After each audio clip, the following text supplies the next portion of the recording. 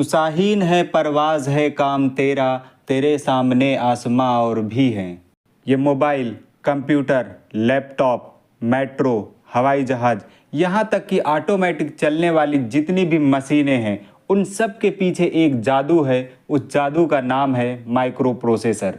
अगर ये micro processor ना बना होता तो जीवन को आसान बनाने वाले जितने भी इलेक्ट्रॉनिक्स गैजेट हैं, जितनी भी मशीनरी हैं, इन सब का निर्माण संभव नहीं था। ये सब हो पाया सिर्फ और सिर्फ माइक्रो प्रोसेसर की वजह से।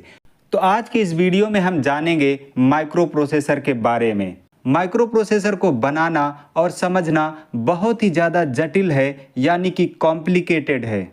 माइक्रो प्रोसेसर को बनाना कितना ज़्यादा कठिन है, इसका अंदाज़ा आप इस चीज़ से लगा सकते हैं कि आज 2025 में भी भारत कंप्यूटर के लिए माइक्रो प्रोसेसर नहीं बना पाता है। इसके लिए ये दूसरे देशों पर डिपेंड है, यानी कि माइक्रो प्रोसेसर भारत आज की डेट में दूसरे देशों से आयात करता है। इतने जटिल कंपोनेंट को समझाने में वीडियो थोड़ा लंबा हो सकता है, लेकिन मैं कोशिश करूंगा कि माइक्रो प्रोसेसर आपको पूरी तरीके से समझ में आ जाए।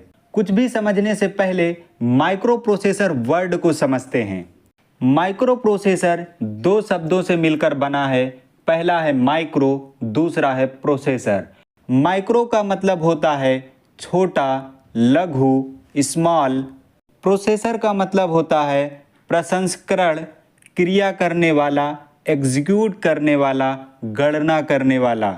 इसको आसान भाषा में अगर हम कहना चाहें तो कुछ यूं कह सकते हैं कि एक छोटी सी डिवाइस, यानी एक बहुत छोटी सी चिप जो बहुत सारे कार्यों को कर सकती है, यानी कि गुणा, जोड़, घटाव, कंपैरिजन, लॉजिक आदि चीज़ों को प्रोसेस कर सकती है। प्रोसेस का मतलब अगर 2+2 आपने अगर उसको कमांड दिया तो वो 4 आपको ला करके दे देगा।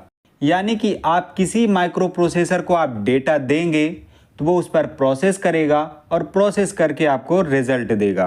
कहने में तो ये चीज़ें बहुत आसान लग रही हैं, लेकिन ये चीज़ें इतनी आसानी से होती नहीं हैं।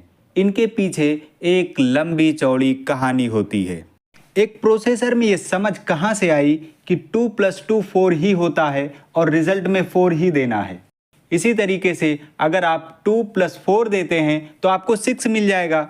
लेकिन अब आप ये सोच कर देखिए कि 2+2 और 2+4 ये देने के बाद इसका सही जवाब प्रोसेसर ने कैसे दे दिया। ये सब माइक्रो प्रोसेसर कैसे कर पाता है, इसके पीछे एक लंबी चौड़ी और बहुत ही कठिन, यानी कि कॉम्प्लिकेटेड कहानी है। उस कहानी को अगर आप समझने की कोशिश करेंगे तब आपको माइक्रो प्रोसेसर रियल में समझ में आएगा। हम इसी कहानी को समझने की कोशिश करते हैं ताकि माइक्रो प्रोसेसर हमारी समझ में आ जाए। हमने आपको बताया कि micro processor micro plus processor शब्द से मिलकर बना है। अब अगर हम माइक्रो को समझने की कोशिश करें, एक माइक्रोमीटर बराबर होता है 10⁻⁻⁶ मीटर, यानी कि 1 मीटर का 10 लाखवां भाग।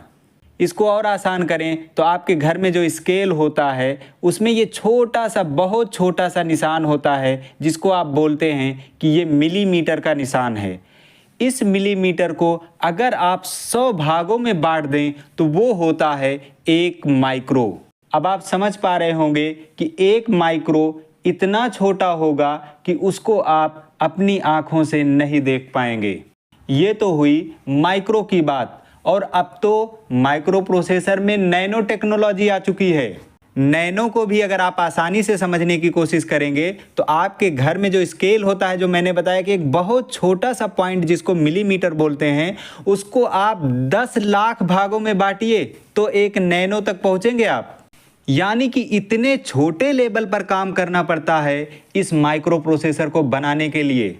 यहाँ पर मैं आपको कुछ चीज़ें और बताना चाहूँगा जिससे आप और गहराई तक चीज़ों को जाकर के समझ सकें।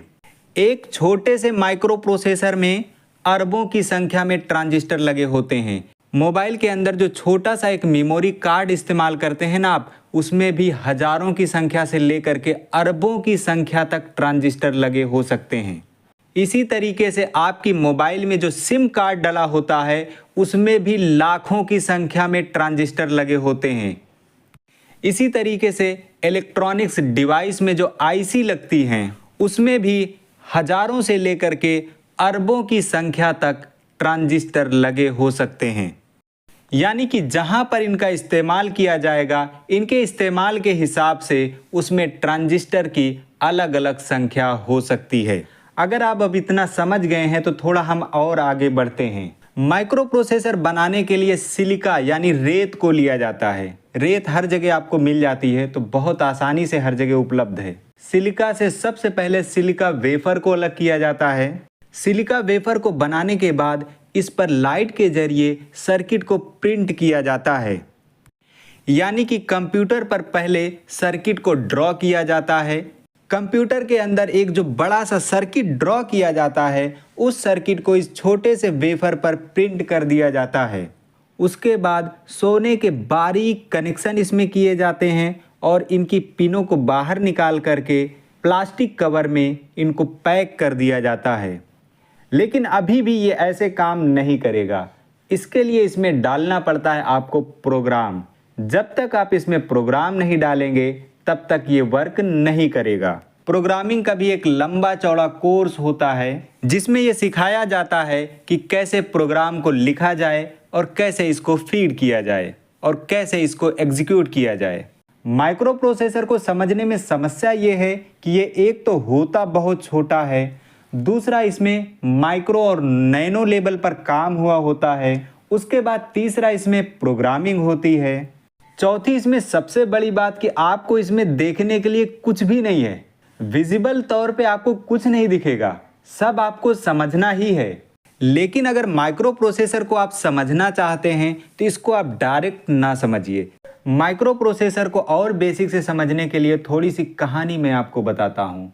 कुछ पदार्थ ऐसे होते हैं जिसमें करंट बहुत तेज़ी से चलता है, जैसे लोहा, तांबा आदि। कुछ पदार्थ ऐसे होते हैं जिसमें करंट चलता ही नहीं है, जैसे प्लास्टिक, रबड़, कागज़, लकड़ी आदि।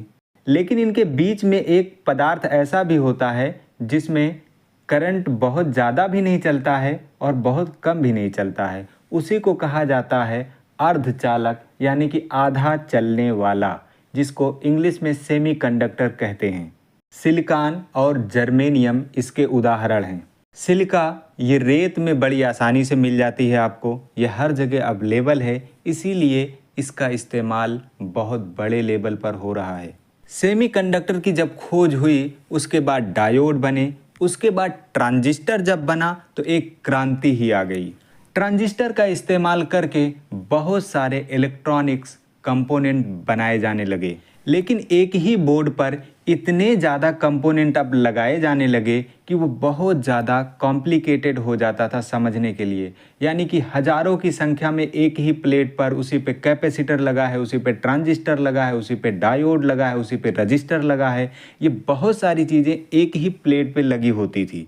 तो इस समस्या को दूर करने के लिए सबसे पहले इस्तेमाल हुआ आईसी का, यानी कि इंटीग्रेटेड सर्किट जिसको कहा जाता है। एक सिलिका का वेफर होता था और उसी में ट्रांजिस्टर, डायोड, ये सारी चीज़ें उसी में बना दी जाती थी एक ही वेफर के अंदर, जिसको आईसी कहा जाता है, इंटीग्रेटेड सर्किट कहा जाता है। इंटीग्रेटेड सर्किट बनने के बाद धीरे धीरे इसका विकास होता गया। फिर इंटेल ने पहला माइक्रो प्रोसेसर 4004 बनाया। ये 1971 की घटना है। उसके बाद तो प्रोसेसर क्रांति आई है। उसके बाद 8008 माइक्रो प्रोसेसर बना। उसके बाद धीरे धीरे ये माइक्रो प्रोसेसर की एक कतार सी बन गई और आज इंटेल और AMD के बहुत सारे माइक्रो प्रोसेसर मार्केट में अवेलेबल हैं। माइक्रो प्रोसेसर भी एक माइक्रो चिप है जो कि कंप्यूटर, मोबाइल, लैपटॉप आदि इलेक्ट्रॉनिक्स डिवाइसों में यूज़ होता है। और माइक्रो चिप की अगर बात की जाए तो आपका सिम कार्ड भी एक माइक्रो चिप है, आपका मेमोरी कार्ड भी एक माइक्रो चिप है, आपका पेन ड्राइव माइक्रो चिप है। उम्मीद करता हूं कि अब आप समझ पा रहे होंगे कि माइक्रो प्रोसेसर अचानक से नहीं बना है। माइक्रो प्रोसेसर को बनने में बहुत लंबा समय लगा है। ये धीरे धीरे करके एक एक कंपोनेंट बनते गए, उसमें सुधार होता गया और लास्ट में जा कर के माइक्रो प्रोसेसर को बनाया गया। माइक्रो प्रोसेसर में अभी भी चेंजेस और विकास हो रहे हैं जिससे इसकी कार्य कुशलता को और ज़्यादा एडवांस किया जा सके।